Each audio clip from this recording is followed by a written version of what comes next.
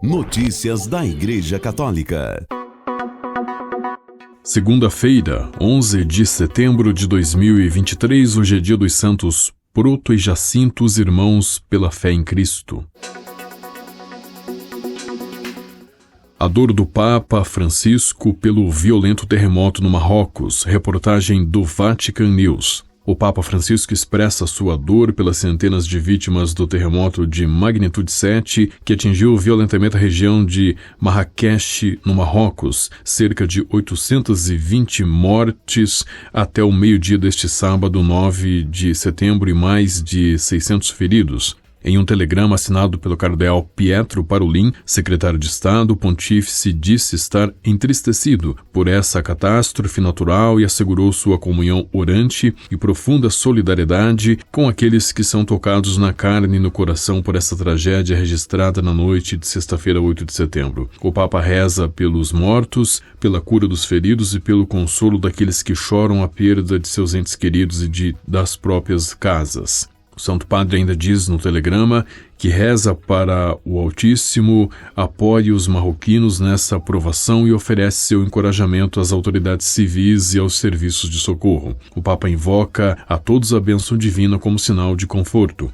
O primeiro tremor do terremoto ocorreu às 23h11 de sexta-feira, 8 de setembro. O epicentro foi localizado a 16 quilômetros do vilarejo de Tata En-Yacoub, na região de Marrakech.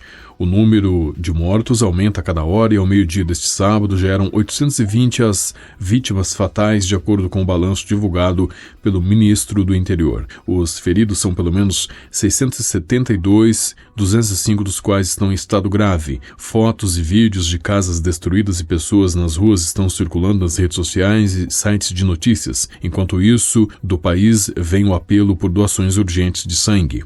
Houve inúmeras expressões de solidariedade de governos de todos os países do mundo, inclusive da Ucrânia. A Igreja também entrou em campo imediatamente por meio da Caritas. A Conferência Episcopal Italiana anunciou que decidiu, como forma imediata de ajuda, doar 300 mil euros dos fundos Eitex Maio que os cidadãos destinam à Igreja Católica.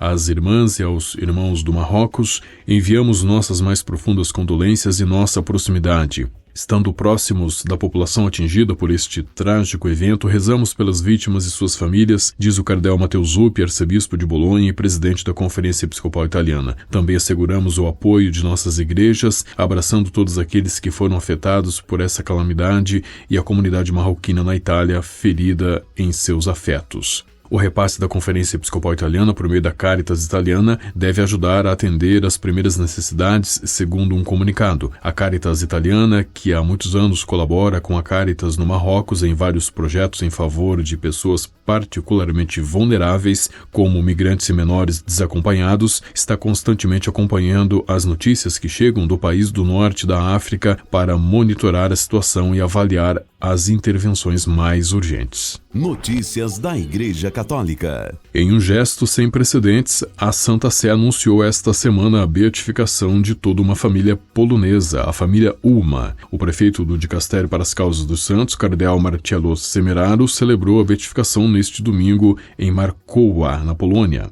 O livro Uccisero anche bambini, Mataram também as crianças, da editora Ares, escrito pela jornalista italiana Manuela Tulli e pelo padre polonês Powell Rittel, conta a história da família Ulma e baseia-se numa investigação jornalística que usa fontes oficiais do caso e arquivos históricos.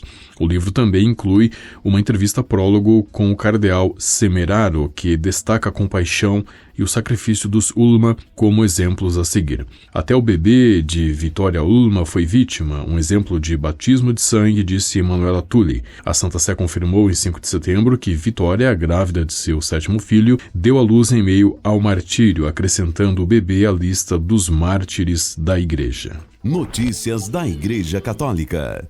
O seminarista Naaman Danlami, da diocese de Kafanchan, na Nigéria, morreu no incêndio de uma casa paroquial supostamente provocado por terroristas islâmicos da etnia Fulani numa tentativa de sequestro. Segundo o bispo de Kafanchan, Julius Yakubu Kundi, o ataque à paróquia de São Rafael ocorreu na noite do dia 7 de setembro.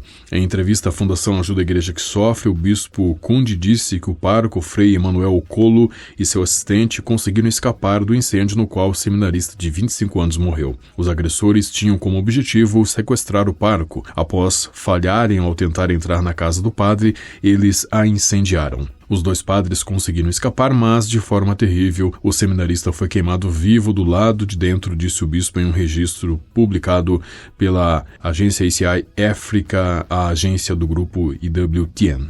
Notícias da Igreja Católica. O padre Eduardo Hadjian Cuaron, exorcista da diocese mexicana de Ciudad Juárez, falou sobre o motivo pelo qual, no final da missa, reza com seus fiéis a oração a São Miguel Arcanjo do Papa Leão XIII, que implora sua proteção contra as artimanhas do diabo. Na minha comunidade paroquial, rezamos a São Miguel depois da missa e exorto os sacerdotes a colocarem as suas comunidades sob a defesa e proteção do príncipe dos exércitos do céu, disse o padre Hadjian. A luta contra o poder das trevas intensificou-se nas últimas décadas. A presença do maligno é mais evidente do que nunca e hoje é extremamente importante que a Igreja implore aos anjos a sua intercessão e a sua ajuda.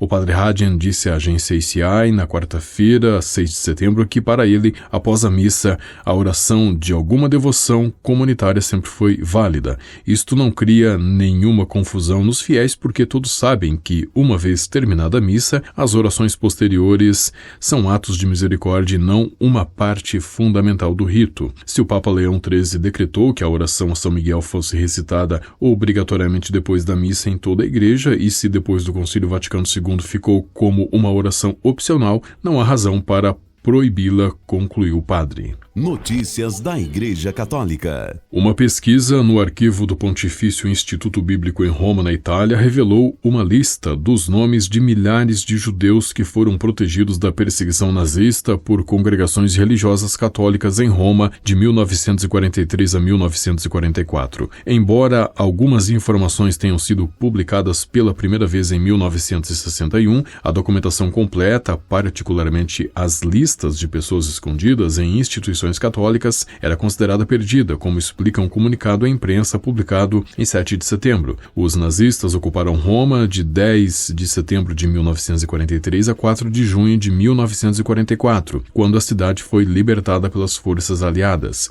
Durante esse período de 9 meses, entre 10 e 15 mil judeus foram perseguidos e quase 2 mil judeus, incluindo crianças e adolescentes, foram deportados e mortos.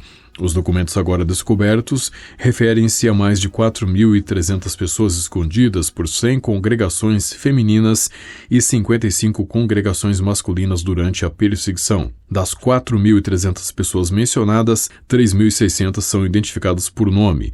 Uma comparação com arquivos da comunidade judaica de Roma indica que 3.200 dessas pessoas eram judias. Também existem informações sobre onde os 3.200 judeus foram escondidos e, em alguns casos, onde eles viviam antes da perseguição nazista. Assim, a documentação reforça a informação sobre a história do resgate de judeus no contexto das instituições católicas de Roma, diz um comunicado conjunto à imprensa do Pontifício Instituto Bíblico, da Comunidade Judaica de Roma e da Escola Internacional para o Estudo do Holocausto Yad Vashem de Israel. Notícias da Igreja Católica. Uma relíquia da Sagrada Cruz foi doada à Catedral de São Carlos, em São Paulo, e será entronizada no próximo dia 17 de setembro no templo, onde ficará em exposição permanente para a veneração dos fiéis. Foi uma grande surpresa e, sem dúvida alguma, uma bênção de Deus. Acho que vai ser um marco na comunidade, disse o pároco padre Sandro Portela. A relíquia nos leva a perceber que a santidade é possível. Quando é relíquia de um santo, nos aproxima mais do mistério da vida doada, da santidade, da vida no céu. Agora, ainda mais quando é uma relíquia da Santa Cruz, na qual nosso Senhor deu a vida pela salvação, disse o sacerdote à agência ACI. Com a colaboração do Vatican News e da agência ACI, você ouviu o Boletim de Notícias Católicas, que volta amanhã. Notícias da Igreja Católica.